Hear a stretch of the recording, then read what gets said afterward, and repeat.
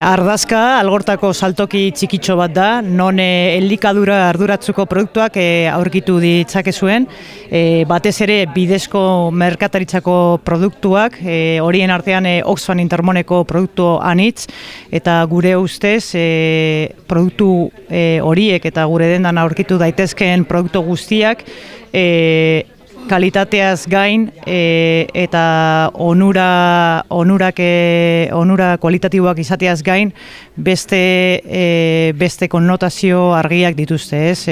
Adibidez, Oxfam Intermoneko kasuan bezala, hortik jasotzen den diru kopuru bat